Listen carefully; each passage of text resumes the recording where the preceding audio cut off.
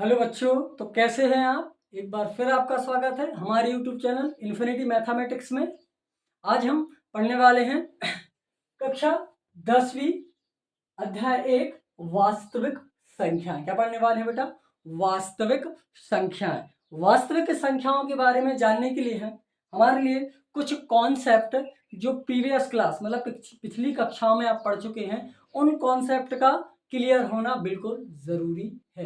अगर आपसे वो कुछ कॉन्सेप्ट आते हैं तो आपको ये पूरा का पूरा चैप्टर बिल्कुल सरल तरीके से समझ में आ जाएगा। इसमें आपके लिए कोई भी प्रॉब्लम नहीं जाएगी अगर आपसे वो कॉन्सेप्ट आते हैं। तो चलिए लेट्स स्टार्ट चैप्टर्स।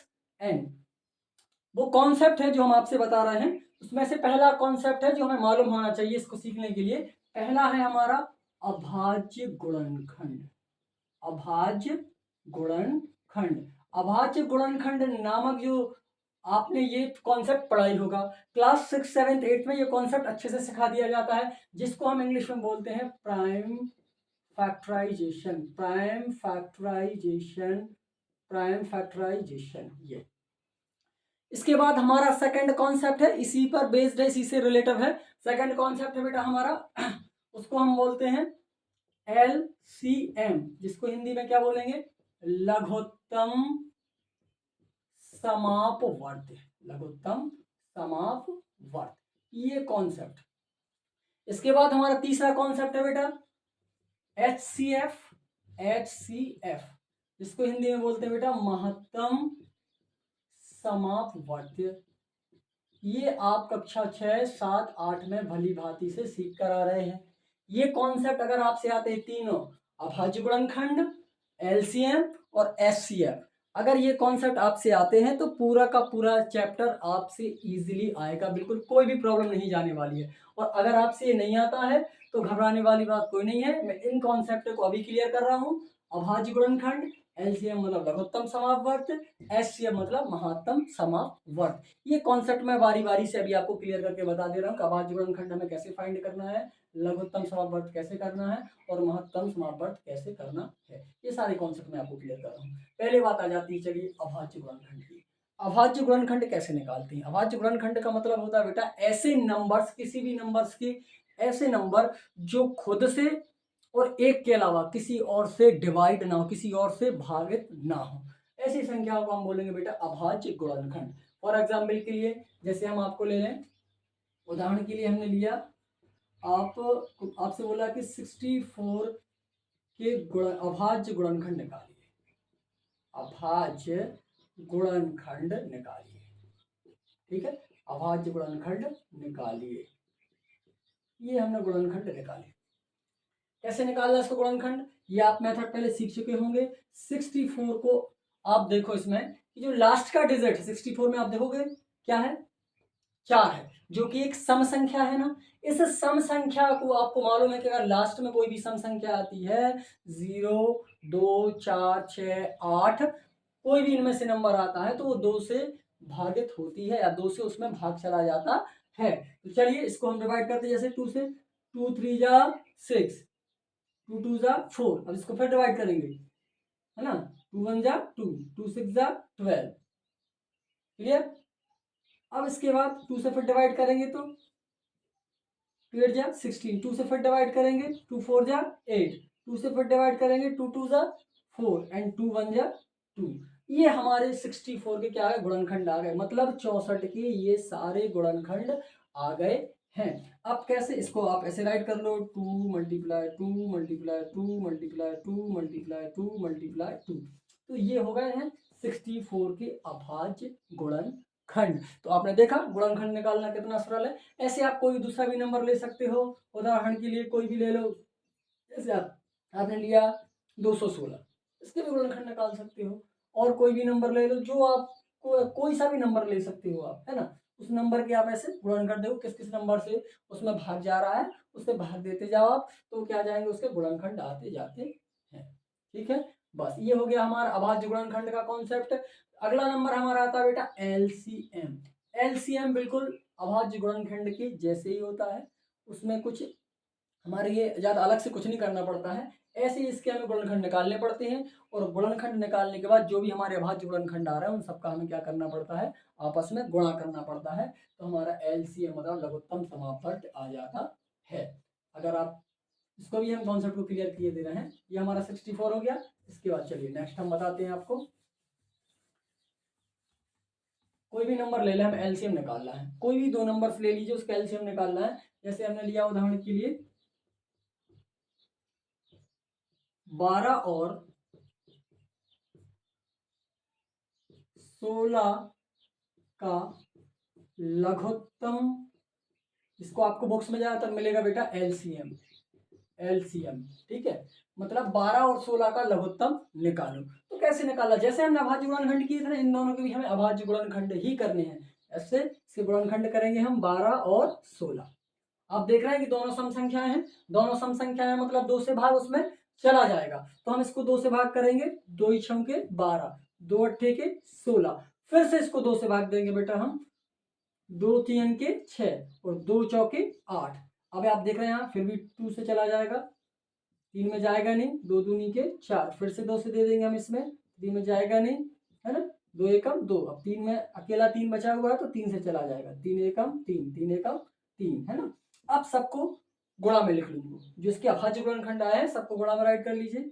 2 गुणे 2 गुणे 2 गुणे 2 गुणे 3, ठीक है। सबका गुणा कीजिए आपस में, 2 दूनी के 4, 4 दूनी के 8, दूनी के 16 और 16 दूनी 32 और 16 ती 48।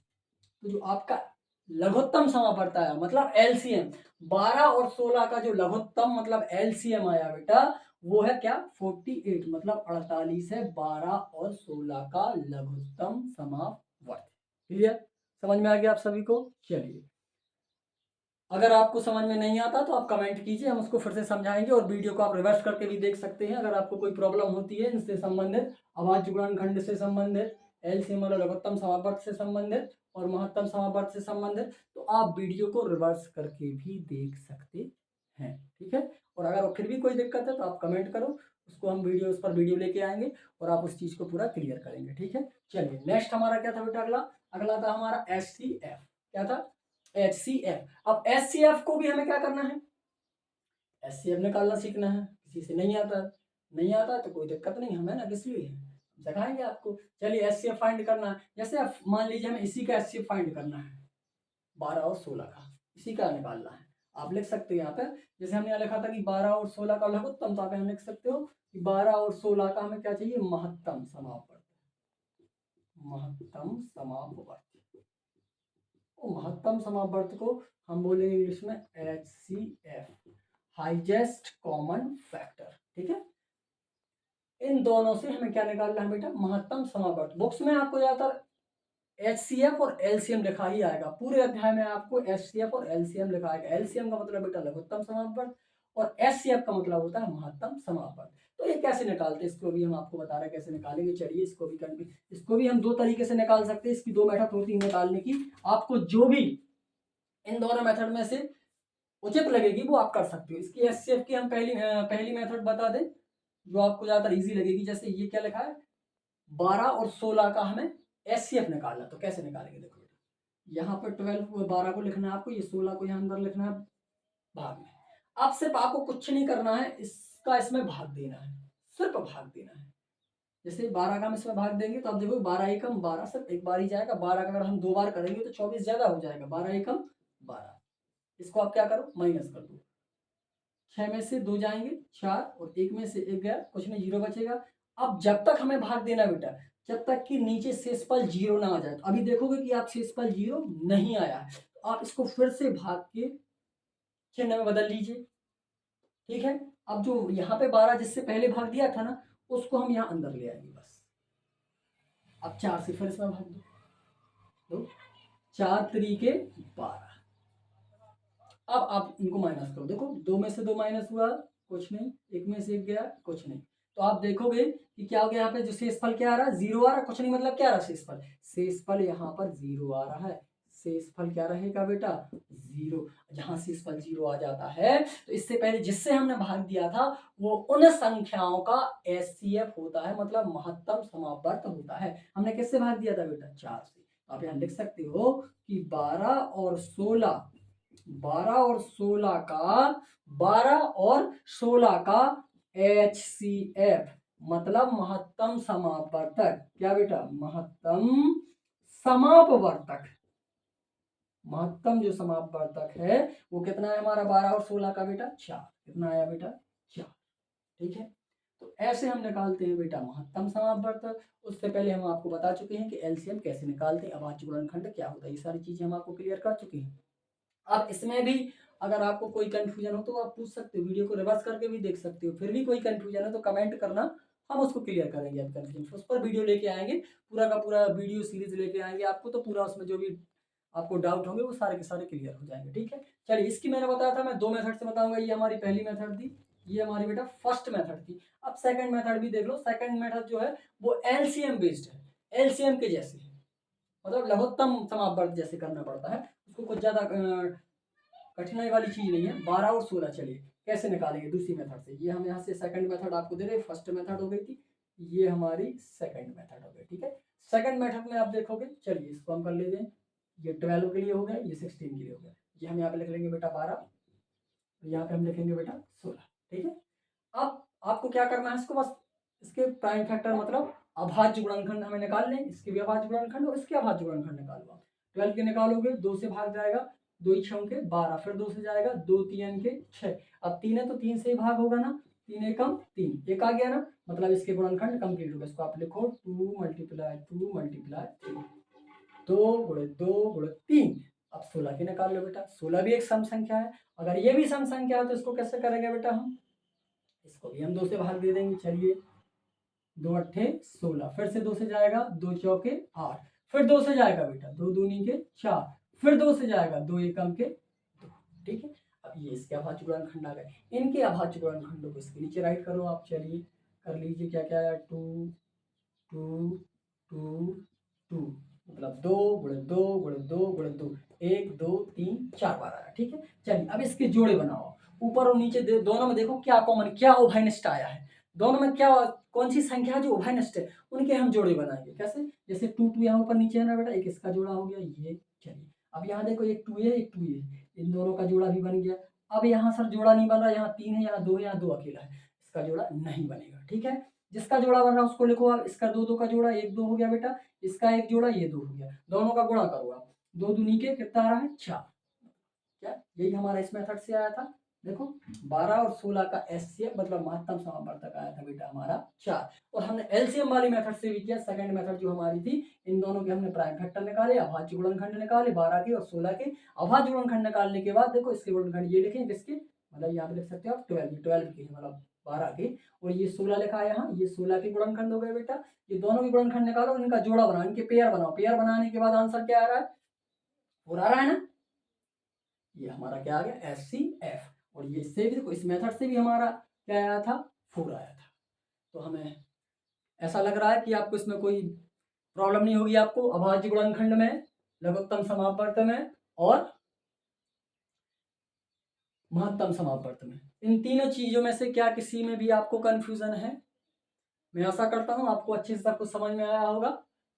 कोई भी चीज ऐसी नहीं है इसमें जो छोटी हो या आपको समझ में ना आया हो। अगर आपसे ये तीनों चीजें आपको समझ में आ गई हैं, अभाज्य गुणनखंड, एलसीएम और एचसीएफ, अगर तीनों की तीनों चीजें आपको समझ में आ गई हैं तो ये चैप्टर आप बिल्कुल ऐसे ही कर लोगे आंख बंद करके, बिल्कुल कोई दिक्कत नहीं जाएगी आपको। सिर्फ तीनों चीजों से मिलकर ही ये चैप्टर बना हुआ है। और बिल्कुल लाइटली क्वेश्चन, बिल्कुल सरल क्वेश्चन इसके पेपर में आते हैं, जो आप 1 ही मिनट में बिल्कुल सॉल्व कर लोगे उसको। बिल्कुल इजी क्वेश्चंस आते हैं। और क्या उसमें देंगे आपको, एलसीएम निकालना, एचसीएफ निकालना, या कोई एलसीएम एचसीएफ में से कुछ एक भी चीज दे देंगे, उसको निकालना है, किसी नंबर का, किसी भी संख्या का अभाज्य गुणनखंड ज्ञात करना। तो वो मैंने आपको बता ही दिया है। आशा करता हूँ कि आपने सीख लिया होगा। ठीक है, और फिर भी कोई प्रॉब्लम रहे तो आप हमें बता सकते हैं। ठीक है, ओके।